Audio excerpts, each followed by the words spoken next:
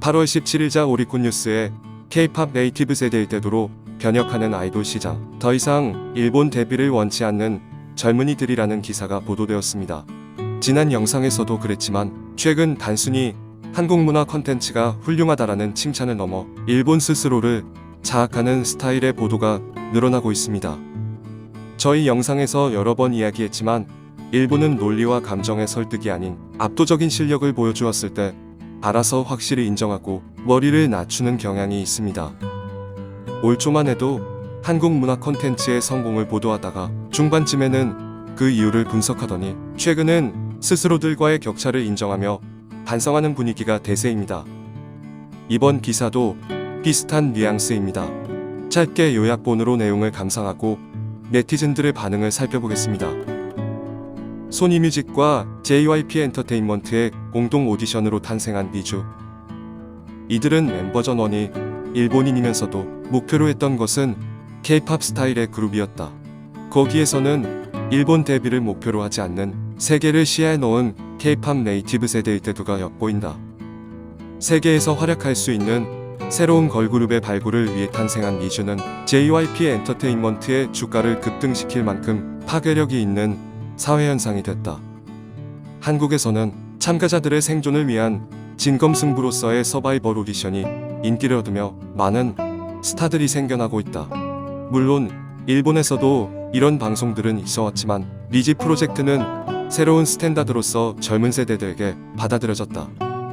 지금까지와 크게 다른 것은 단순히 오디션의 스타일만이 아니라 참가자의 의식이다. 그녀들이 목표로 하고 있는 것은 종래의 일본 스타일의 아이돌이 아닌 박진영이 작업하는 K-팝 스타일의 아이돌이라는 것이다. K-팝 네이티브 세대가 되는 현대의 젊은이들에게 있어서 목표로 해야 할 장소는 일본의 연예계가 아니다. 세계로 가는 지름길인 한국 데뷔이자 그런 히트를 만들 실적이 있는 K-팝 프로듀서들의 손에 의해 세상에 나오는 것이다. 한국 대중문화 저널리스트 후루야 마사유키는 자신이 가르치고 있는 대학생 중에 K-팝 아이돌이 되고 싶다는 학생이 많고 그 이유로 일본에 있으면 세계를 목표로 할 수 없기 때문이라고 말한다고 했다. 이러한 경향으로 최근 K-팝 그룹에서 활약하는 일본인 멤버는 계속 증가하고 있다.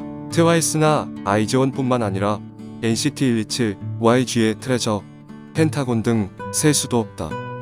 그 배경에는 아이돌이나 아티스트를 목표로 하는 젊은이들의 대부분이 더 이상 일본이 아닌 한국의 연예 기획사에서 연습생으로 경험을 쌓는 것을 데뷔의 지름길로 인식하고 있는 현상이 있다.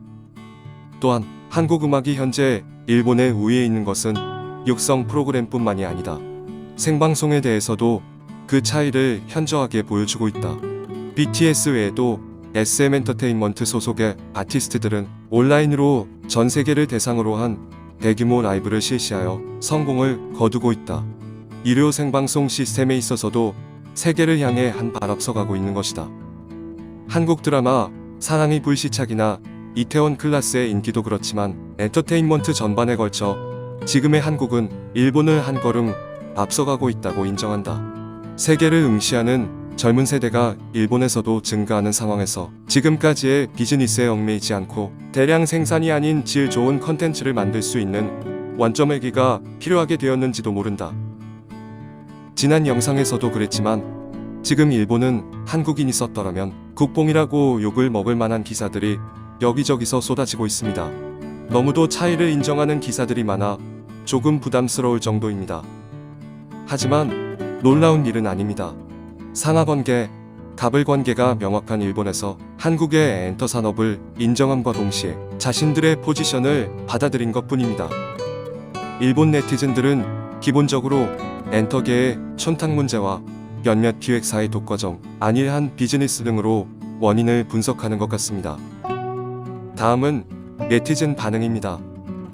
아키모토의 과점화가 나쁘다. 아저씨를 위한 교태를 부리는 노리회 아이돌을 동경하는 아이는 적을 것이다. 일본에서는 아키모토 그룹에 들어가거나 그렇지 않은 그룹에 들어가서 망하거나 할 테니 그 영향력이 미치지 않는 한국에서 세계를 내다보고 싶은 거겠지. 아무리 훌륭한 음악이라도 지금의 일본은 어느 사무소의 촌탁 때문인지는 몰라도 프로그램에 내보낼 수가 없다. 그 소속사 탤런트는 데뷔 전부터 출연하고 있는데 말이다. 춤도 레벨도 떨어진다고 생각하지 않나? 생방송 노래 프로에서 너무 가혹해서 놀랐다. 이것이 아키모토의 최대 오점 중 하나.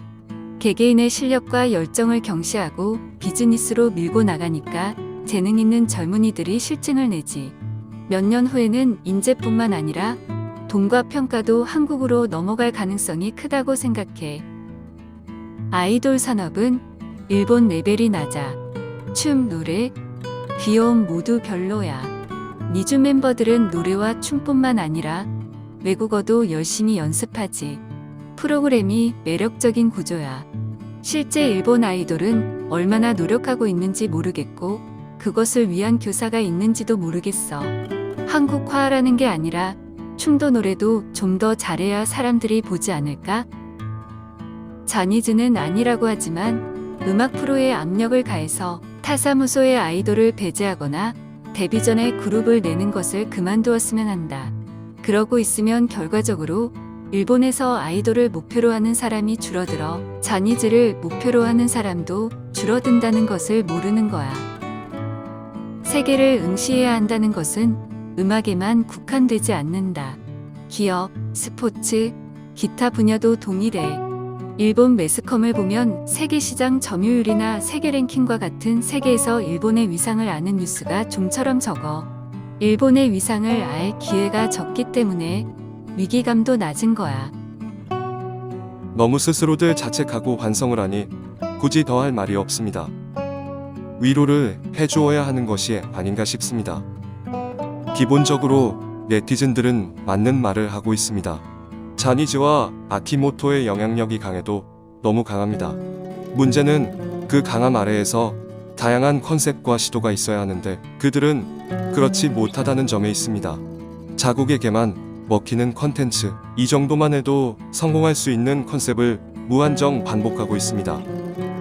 마치 한국에서는 잊혀졌지만 일본 내에서는 최고인 파나소닉을 보는 것 같습니다.